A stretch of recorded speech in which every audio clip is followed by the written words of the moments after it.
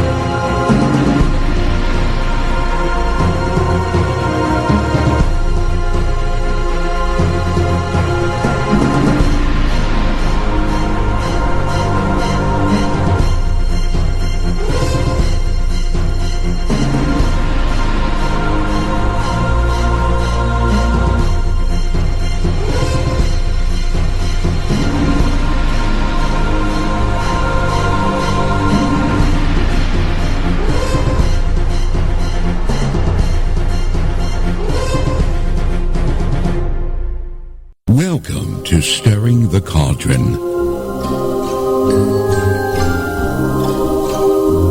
Now, here's your host, Marla Brooks.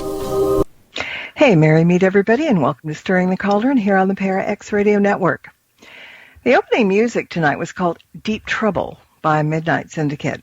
And my guest tonight, author, spiritual medium, paranormal researcher, and investigator Jill Marie Morris, found herself in deep trouble from the moment she and her husband moved into a new apartment.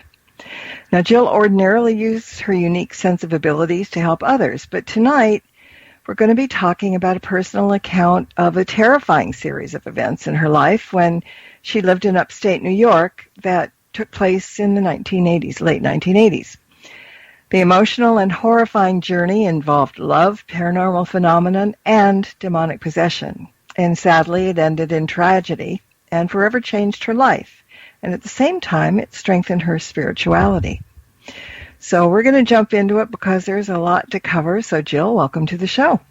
Thank you so much, Marla, for having me. I really appreciate it. And I thought we were going to be in deep trouble for a while. I did too. That LA traffic is terrible. I know. Well, you were just meant to make it just by the skin of your teeth. So this is always a good thing.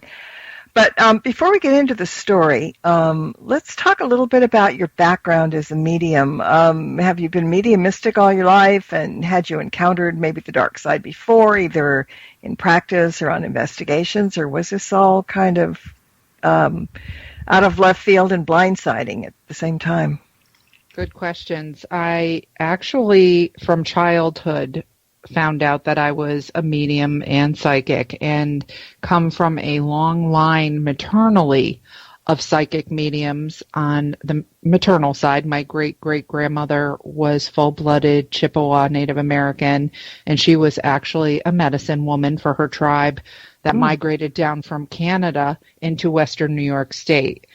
And she married a full-blooded Seneca Iroquois Indian. And actually, it's very interesting because the two Iroquois, Seneca, and the Chippewa Algonquian tribes, it was really considered taboo for the two different tribes to marry. The Iroquois thought the Algonquians really had lost their minds because they were very much into the spiritual, mystical things that they were really terrified of. If you do research on what went on between their beliefs, the two different values, considering they were both Native American. But they married, and Gertrude basically was apparently one heck of a psychic medium and skipped over my great-grandmother and my grandmother. My mom's mom was incredibly gifted as well. She predicted the Kennedy assassination, which my grandfather actually was not in the Army at the time, but he had served in the Army, and he was, it really freaked him out, and it was something that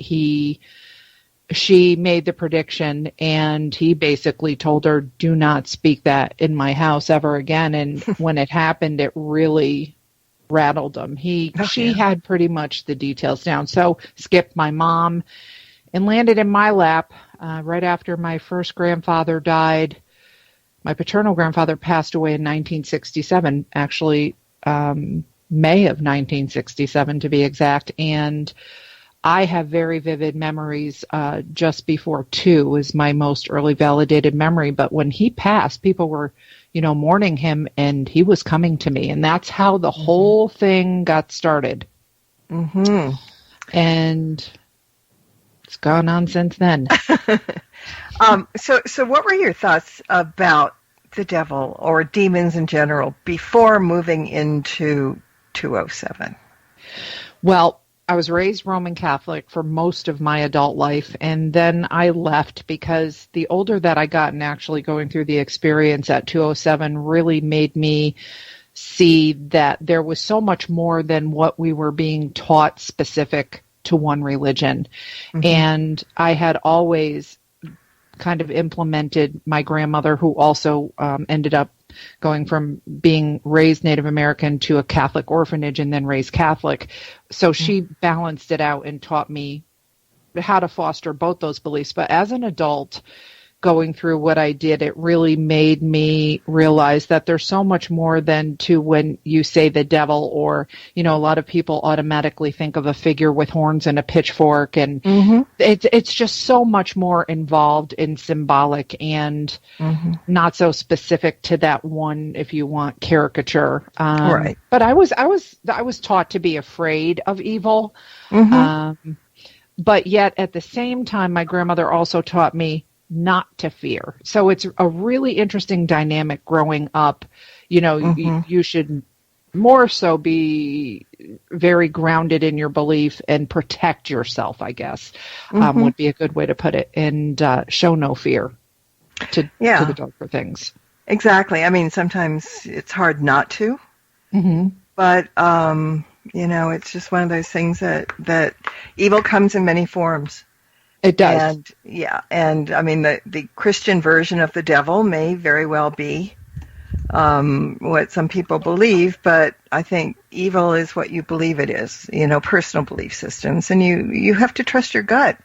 If you see a clown walking down the street, most people are going, oh, look, a clown, yay. Other people are going to think, oh, my God, that's pure evil. My daughter-in-law would die. See, yeah, exactly. So evil is in the mind of the person who's trying to identify it. But I have to say that I had trouble putting down the book once I got started. And, sometimes it's difficult to get through a whole book for a weekly show, But this one, I could not put it down because it read well. It's an easy read, but the story was very, very compelling. So I think let's set the stage. When and where did these series of events begin? In 1988, my husband and I was 5 months pregnant, we started to transition over to be closer to the city of Albany, which is the capital of New York. And so it was kind of a big move for us. And we actually lucked out because a very good friend of ours lived next door to, well, behind this house that had an apartment that became vacant. And we thought, and the wife, who was a very good friend of mine, still is, had a daycare. And she was like, I'm going to watch the baby when you go back to work. And this was like the perfect setting. Mm-hmm. So we went, right before we went to look at the house, I started picking up on something. I knew something was off. Went into the house. I knew right away. I was like, this isn't, something's wrong here. And immediately, even touching the banister, walking up the stairs, it was like a jolt just going through me. And mm-hmm. I knew someone had passed. I knew there was at least one spirit that was immediate coming into the second floor flat. There were 3 apartments. And that part of it ended up, I didn't want to move there. The impressions were so strong and so severe and so negative and dark, and we fought about it. And prior to moving in, I started having a sequence of dreams. It would be like a little snippet. Like, I remember the first night was just like a little glimpse, and it woke me up terrified. And then the next night, a couple nights, there were like multi-parts. You know how you fall back asleep and then it's almost a continuation? Mm-hmm. Yeah. And it ended up over several days being very foreboding of what actually happened just about a year later. And it was horrible. Moving into the house, which was a big decision, I had to forego the emotional aspect and really do what my grandmother said, which was don't be afraid. But she didn't have a good feeling either. And I thought it was the best situation. I had to forego the emotional aspect of it and do what I thought was right. You know, for babysitter, my friend is next door. This is so convenient to work for both of us. And boy, it was all but that. And as time went on, it really, that was like May of 1988. And by July 4th, there was some pretty heavy activity starting to pick up in the house that impacted more so my husband and anybody that would come into the house. It was very angry energy. And one of my husband's very good friends had slept on the couch, and he was terrified. He had a dream that a man came up to the side of the couch. He said it was vivid to him. It was like he was not dreaming, that he was really there, and tried to get him to jump out the second floor window. Mm-hmm. And my husband thought it was funny, but yet my husband's behavior was at that point, because in the book, we were coming back from a 4th of July picnic, and out of nowhere, he literally, and I'm pregnant, like not just a little, but a lot pregnant here, and barely sitting behind the dashboard, and he played chicken in the middle of the road with another car. Mm. And his whole mannerisms, what came over him, I will never forget. I hope I don't see anything like what took place in that year again. Mm-hmm. And it escalated with time. It became more violent. He became more strange. He did not have a history of mental illness. He was a social drinker. He socially smoked pot, being perfectly honest. Yeah.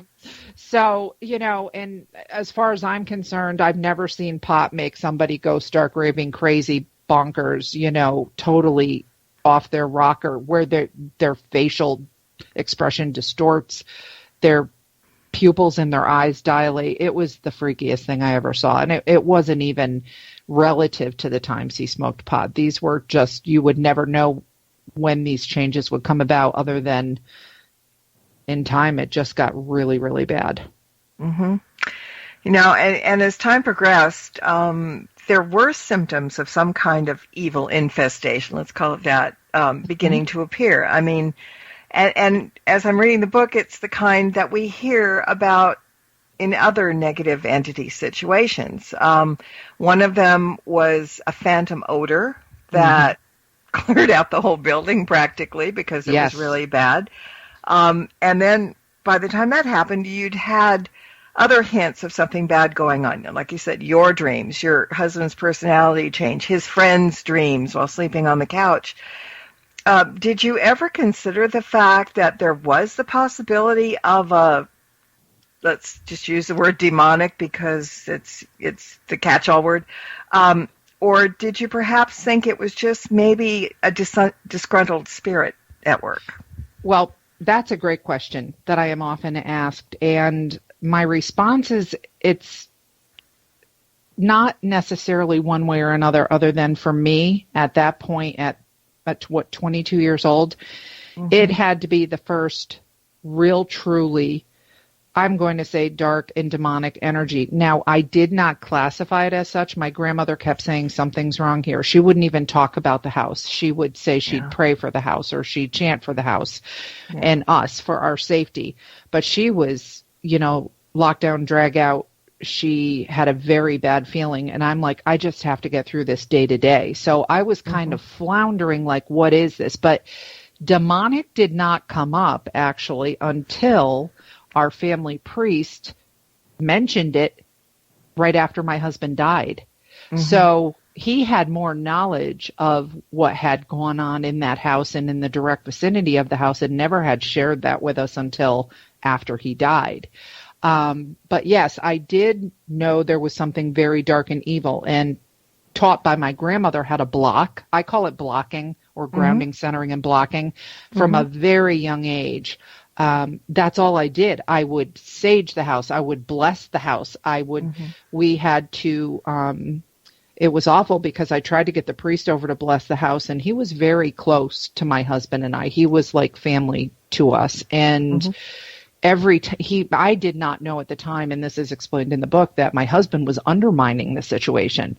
And it made it difficult because there is a line drawn in the sand where, with the escalation and violence, I want to call it a slow boil.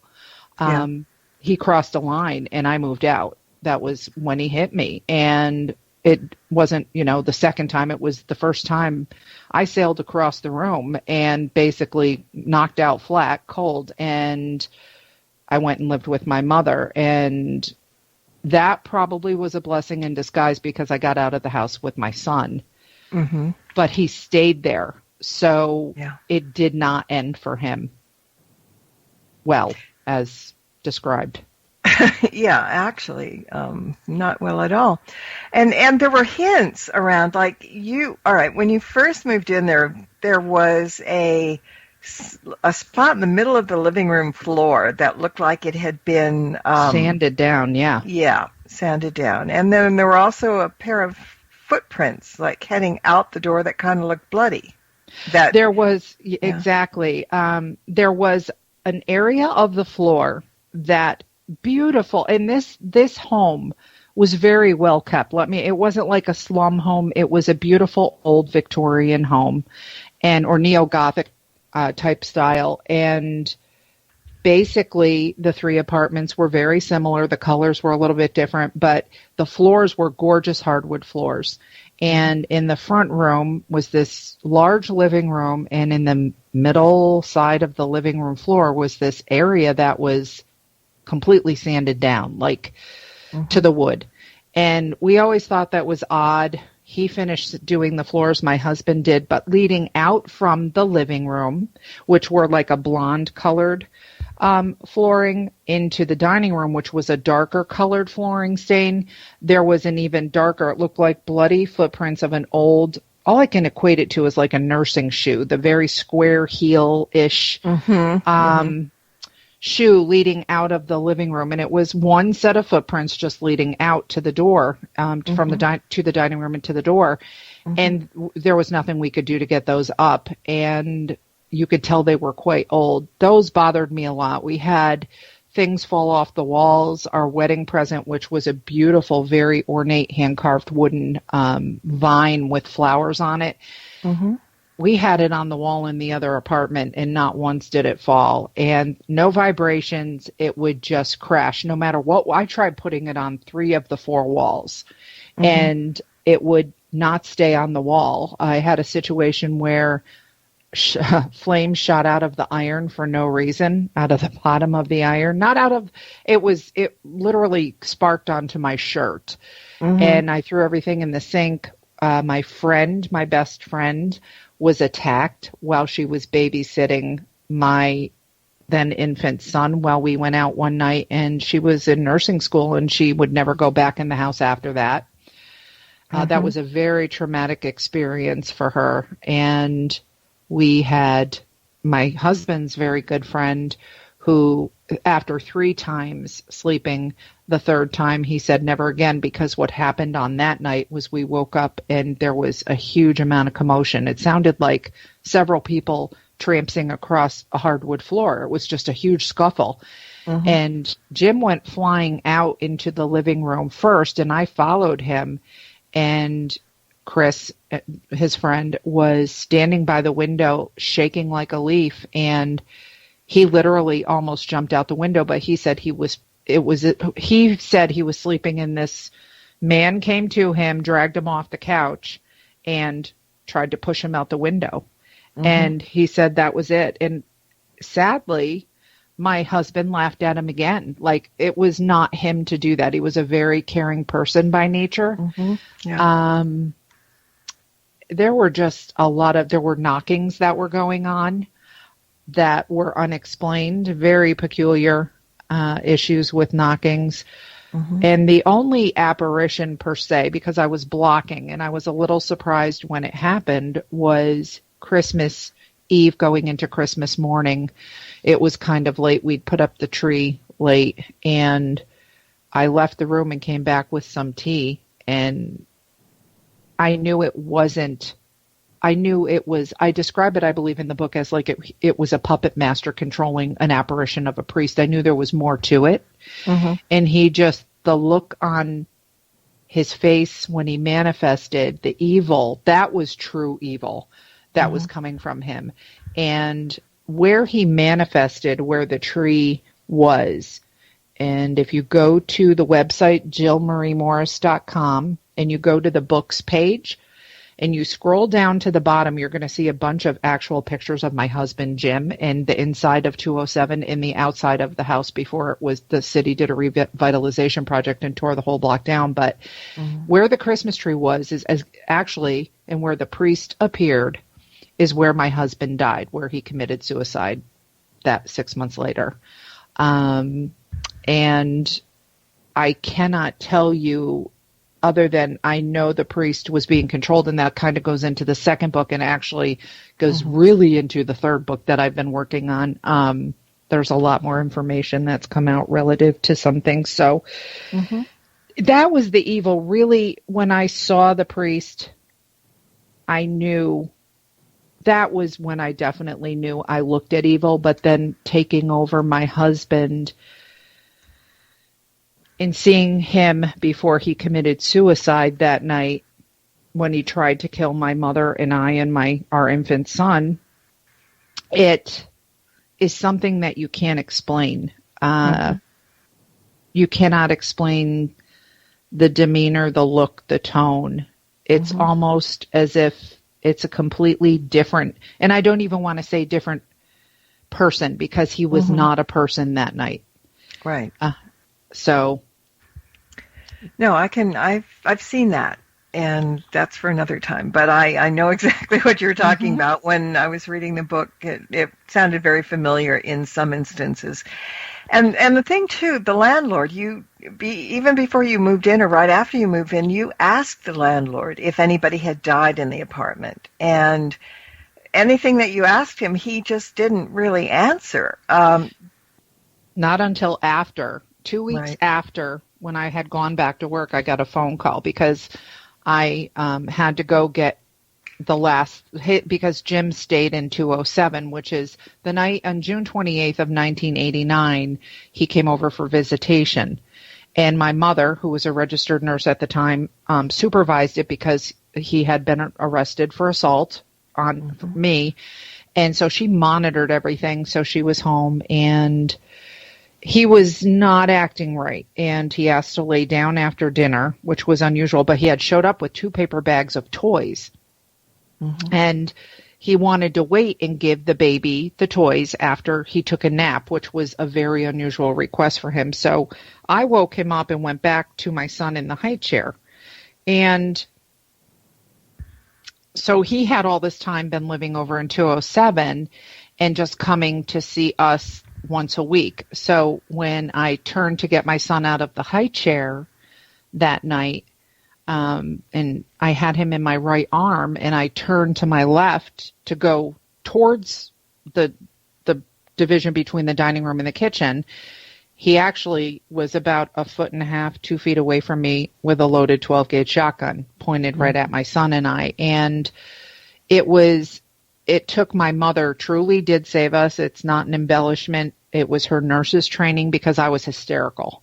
I was absolutely hysterical. I was saying, shoot me, don't shoot my son, don't shoot the baby, let me put him down. I was trying, but I was screaming. All I can remember, I was hysterical.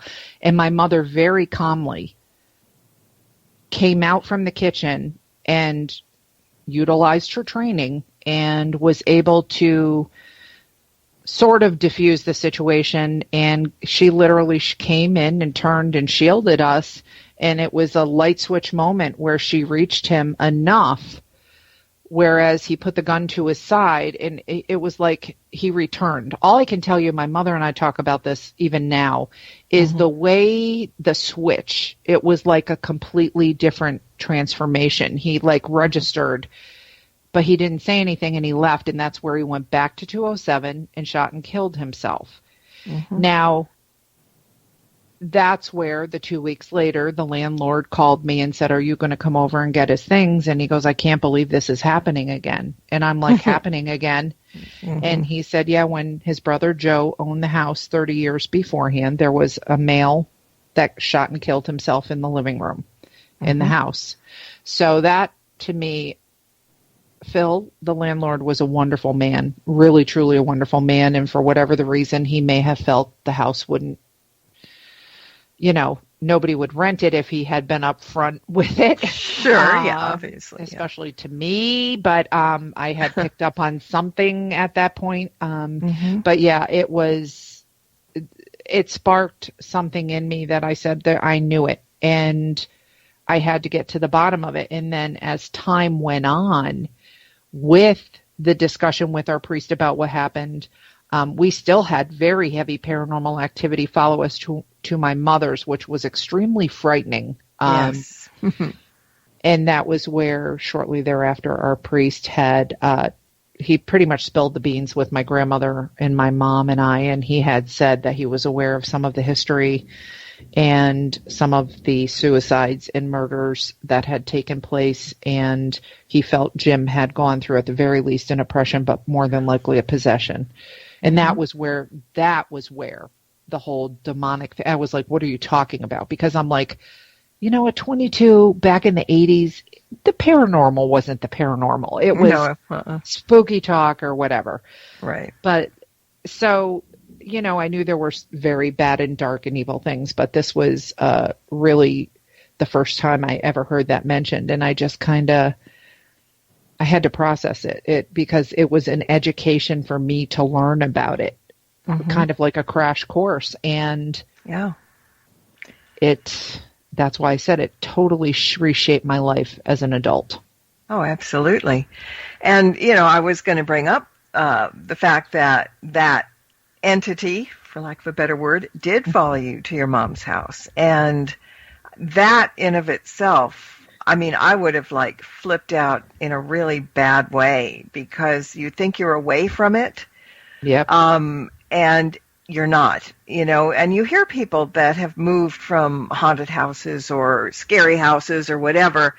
A lot of people move away and the entity remains where it is. But there are some entities, and I've known of some cases like this, where it didn't matter where the person moved. They were followed. Yeah.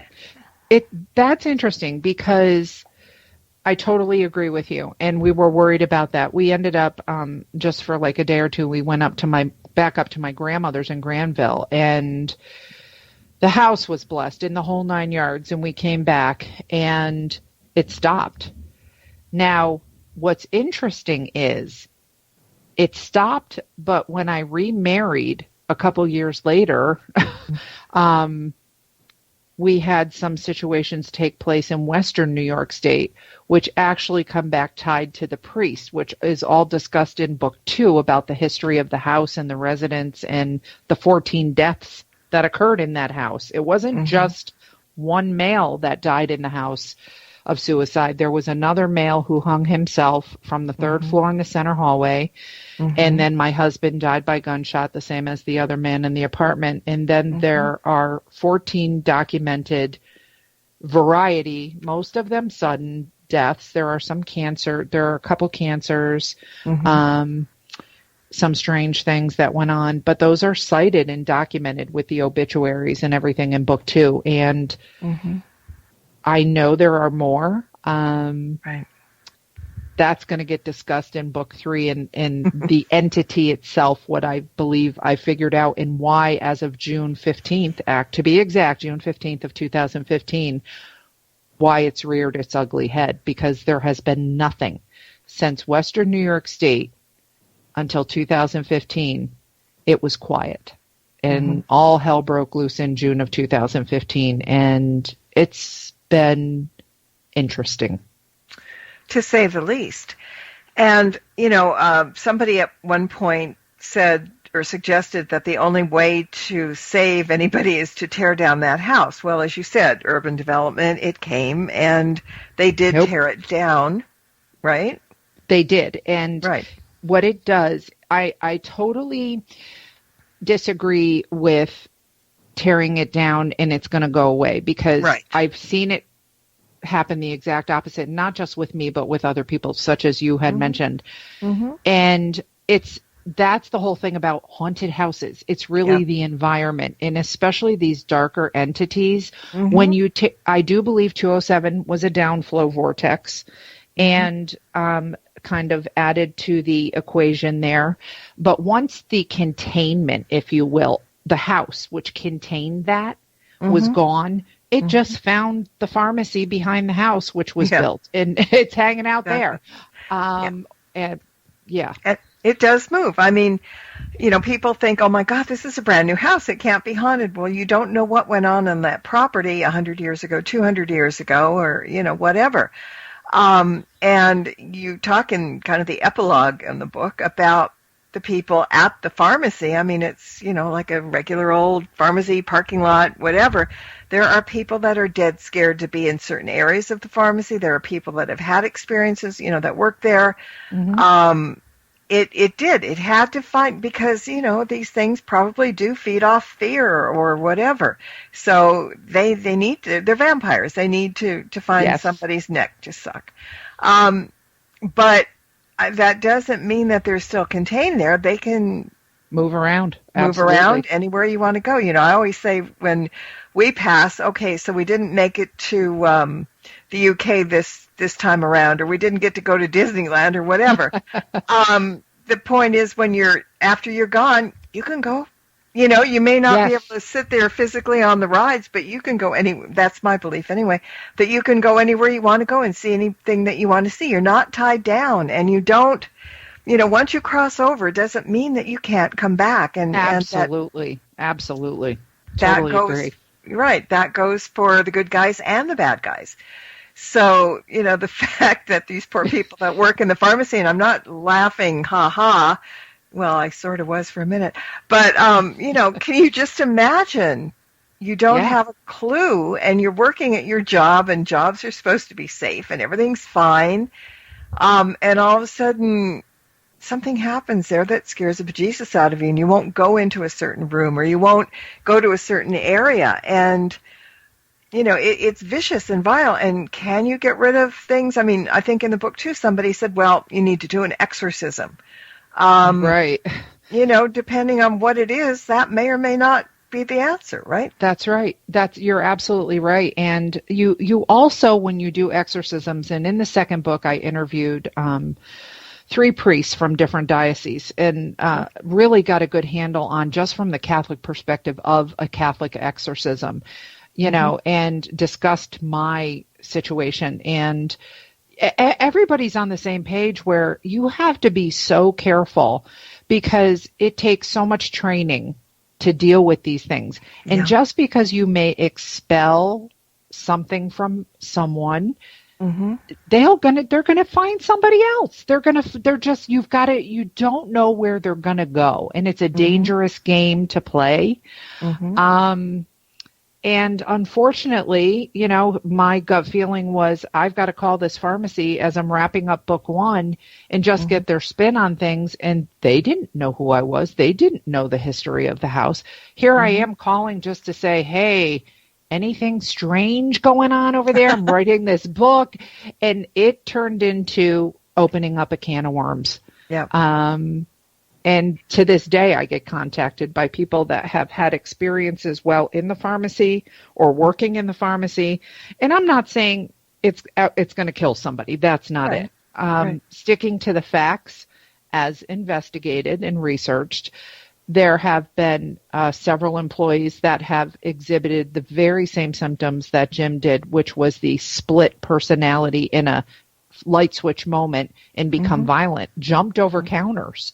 Wow. And have been fired and become violent and totally out of character for these people. And then what I did find, which is going to be addressed in book 3, is there is something very peculiar going on in that area of Waterville on the 2nd floor level. Okay. I'm not just talking where we lived. There have been many, many, many suicides that have taken place within direct vicinity of that house. And a lot of them, a higher number of them have occurred on the 2nd floor. A lot of the paranormal activity in the city occurs on the 2nd floor. So there's some question of, could it be a portal, a big open portal that is at that level? But there is something that is keeping this energy pretty much contained. I mean, there have been, this will get addressed in book 3, but some of the suicides, there have been people running in the middle of the street and shooting themselves. Just some really terrible, horrible things within close proximity of that house. That's just baffling. Wow. And we do also need to kind of touch on the fact that you found out too late, and you couldn't have done anything about it anyway, that your husband had some issues when he was younger. And they kind of, the evil ones kind of prey on weaknesses. Yeah, and absolutely. So maybe the people that kind of got taken over a little bit at the pharmacy, maybe they had issues, maybe they drank, maybe they did drugs, maybe they had some mental problems. And when you hear about all these cases, most of the time there is the person that is affected has had problems, not necessarily mental problems, but they have had things in their lives where they don't have the walls up. They're not, the brave soldiers like we all try to be. They're vulnerable. And this is where these types of entities find an easy in. Correct. And that's a great point, too, because it's a fracture. There's some type of fracture in the psyche, whether it's physically, mentally, emotionally, even spiritually, even sleep deprivation. I've heard, talking with people over so many years, people are really heavily putting themselves on the line as far as, I'm not saying becoming possessed, but being affected in a darker energy entity situation. If they're sleep deprived, if they're not getting enough sleep, something as simple as that can cause an issue. So, and like spirits are attracted to like personalities. That's true. Very true. And it's just, you never know. It's kind of, the interesting thing is some people, commenting on the book, I don't read the reviews anymore. When the book first came out, I did, but I just whatever.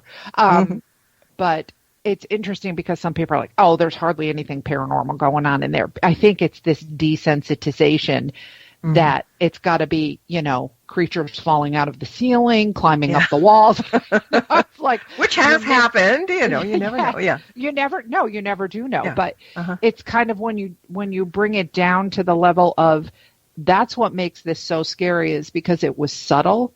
Mm-hmm. It was a slow boil, and it was extremely dangerous. Mm-hmm. And it did target, I do believe, the weaker people. And I don't mean any disrespect with that, even with my husband at all. It's just, again, agreeing with you with what you said. You know, there is some kind of for these energies to affect the living. Mm-hmm. Yeah, and you know, you moved in there for the right reasons, definitely. Right. But that for in general situations, you usually feel like that, you back away. Mm-hmm. A lot of people don't trust their guts, though, or that they are sensitive to that. It's, you know, oh, okay, well, I watched this movie last night, and I'm a little jumpy today, so whatever this is because of that, or whatever. It's very important for people to trust the feelings that they get. They may not be able to understand them. They may not know where they're coming from. But, you know, if something tells you to run, it's probably a good idea. Yeah, go ahead. I'm sorry, Marla. No. It just, people don't trust themselves, and it's very hard, I think, for people to learn to do that. It is, and I think the younger you are, in my case, like, because now I'd be like, I'm out of here. I don't care. You know, I learned, I've got the T-shirt for it, unfortunately. I'm done. And I really, if anything, it did teach me, I'm not afraid of the dead. I'm not afraid of evil. I block it. I don't want to deal with it. But the more you show the fear, like you said, the more trouble. And I don't think I was necessarily afraid. I just did not, even being a medium psychic at that age, I did not have an experience of the intensity that I went through.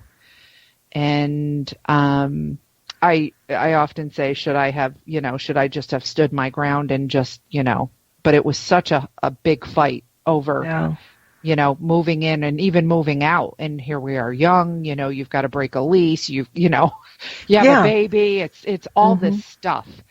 So, yeah. That was probably the hardest part as a mom to worry about your infant too, because infants are innocent.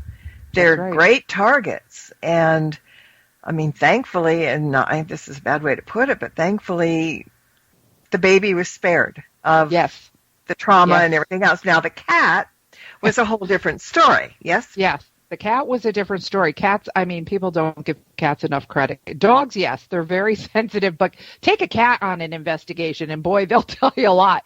But seriously, the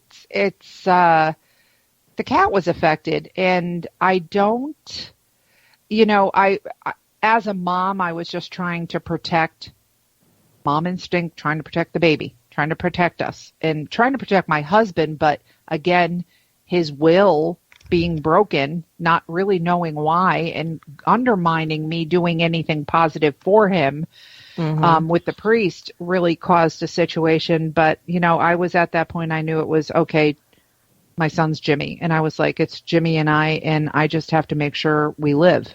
And that's where the line was drawn in the sand. And there was just, you know, you can't rationalize any good coming out of that. But, and then to mention, so after Jim died, and this is mentioned in 207, his best friend would go back to the apartment and sit in the apartment for hours. He worked up the street from the apartment with my husband, and he would go at night, and it became a concern. And Jim came to me in August of 89 and told me that Jerry was going to do something to himself.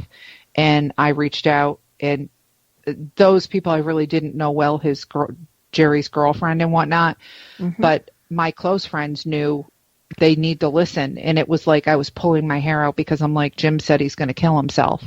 And that was in August, and he did on November 1st.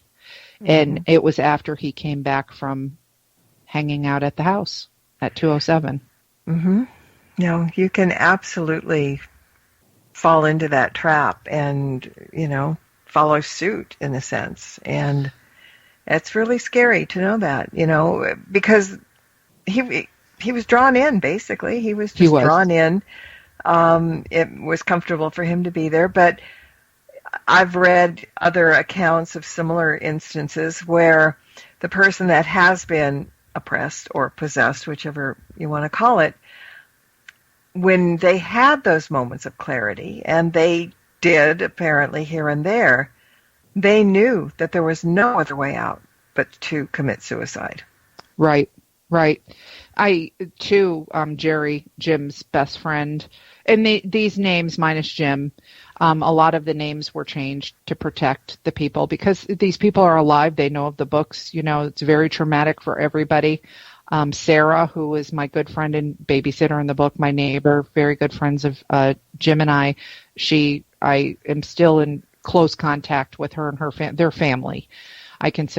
We consider each other family. And it's just, when you look at like how Jerry acted after he started staying at the house, he was talking to himself like Jim started doing, but he would do it. He would lock himself apparently in the bathroom, and he would have a two-way conversation with somebody. Right. And so, you know, you always bring up mental health and things of that nature, but this was somebody, again, who didn't have a history like that. Right. And it's a very serious situation. So I just hope that through the darkness, like my family and I always say, that moment that my mother was able to reach him, you're talking, he was raving crazy. Nothing was the same about him in any normal given day that night, but what he said he was going to do and how he was going to do it and why he was going to do it. And then for her to connect with him on that real serious split, short, brief moment, we always say, for that moment, love won. There was something in him, she connected, that no matter what this evil thing was trying to get him to do this, he had enough power in him to fight that. Right. To save us. You know what it was? It was the power of love, because throughout it all, he loved you and your son. And sometimes that works. Absolutely. And that's why we say it was love. Love won over evil. Yeah. In and that it sounds moment. Cliche, but love, I think love is the strongest emotion in this world. I mean, they're all different types of love, but you know, love will, surpass the bad sometimes. Yeah. But, and it's funny because, again, so much of this book reminded me of things. Another one was when Chris felt like he was going to be thrown out the window, or felt like he needed to jump. And I was on an investigation at one point at this very haunted house up in Hollywood, Mary Astor's old house. Oh, I know where that is. Oh, my goodness. Yeah. And as we walked through the house, they had the big French windows in most of the rooms. And we went into a bedroom that was kind of narrow, but the French windows were over on one side. And I started walking past the windows, and I had to pull myself away. I was afraid. I mean, not that I wasn't afraid. I didn't feel like anybody was going to push me, but I felt like I was compelled to almost jump. And they didn't have screens or anything, old Hollywood house stuff. And that, when I'm hearing about Chris standing at the window thinking he's going to get thrown out the window, I knew exactly how he felt, because I backed away. There was a bed in the room on the other side of the wall. I just went and sat down because everybody was kind of hanging in there talking. And I wouldn't go near that window again. And I'm, didn't sense anything horrible, but it's just like, So. Yeah. And it can happen just like that, just like you explained. It can be just you could be put in an environment and it has that ability to draw you, or try to draw you in. Right. And that's kind of where you need to make up your mind. Are you going to run? And you stayed, which I do think is important. You stood your ground in a way. You removed yourself from the window. Well, but yeah. That was good that you were able to control that. But people think it's hokey. It's not hokey. Not hokey at all.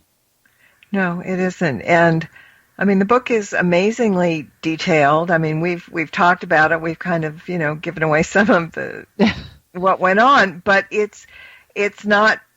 You have to read the book to understand, to get the feeling of what was going on and the details and all these things. It's extremely compelling, and I'm going to get into book 2 very soon just to find out, because see, that's the other thing. People talk about locations and whatever.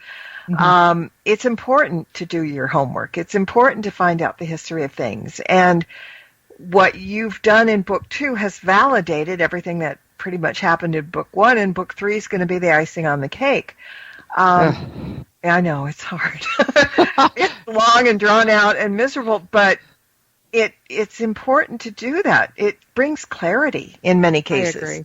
Yeah, you're right. Not just to you, but, it's just one of those weird things. I got a question from chat. Do you feel that Jim is at peace now? Yes, absolutely. Okay. I think once you break those ties, maybe. Well, I think what it was, in the book, I describe what happened in August of '89. Jim appeared to me. I prayed for him. I was like, please let him go, please, especially after the priest, kind of went into what he thought happened. Yeah. And I'm like, oh my gosh. And I was like, he didn't deserve this. He was a good man. He was a hardworking person. He was a great dad. He was a good husband. And I just prayed and prayed. And this one night he came to me, and I'm not going to get into what happened other than I knew at that moment he was free.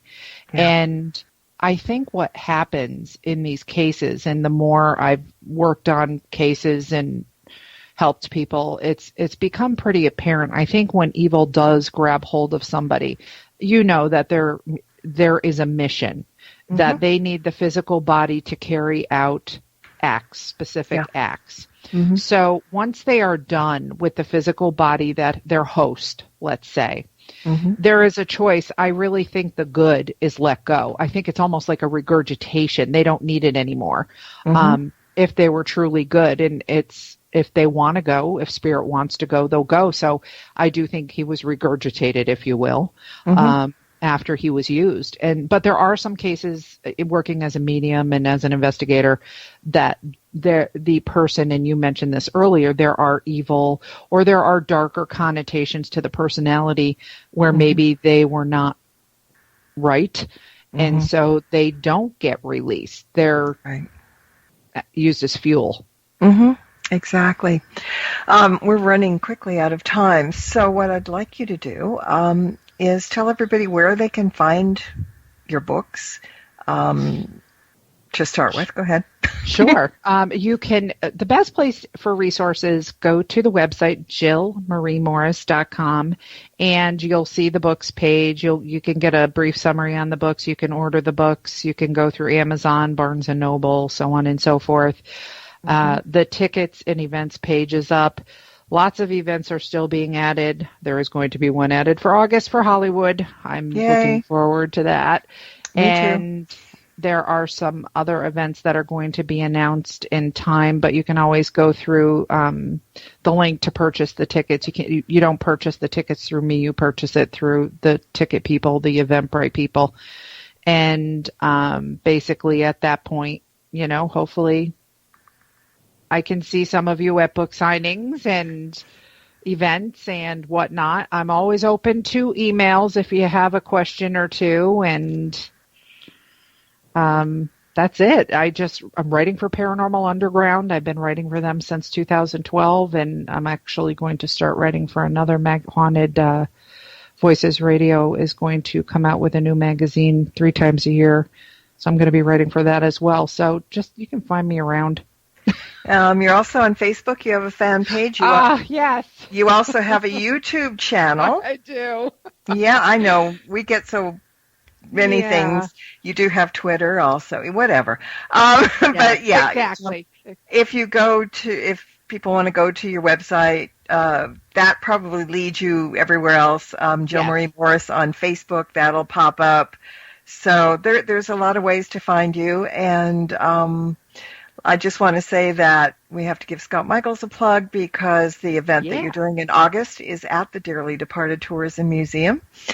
And it's a brand new Dearly Departed Tours and Museum. So even I haven't been there yet. I've got to get over there. So yeah, I mean, and the other events, I looked at the event thing. You've got some back east. You've got them all over the place. So it's not like you have to come to California just to catch up with you. So look on the news and events page and send her an email through the events page, as she said, if you have any questions or whatever. And, yeah, that about says it all. But honest to God, the books are great. Thank you, First Marla. book, held me. The second book is, I love the research part and all that, and I'm going to have to get the third book too.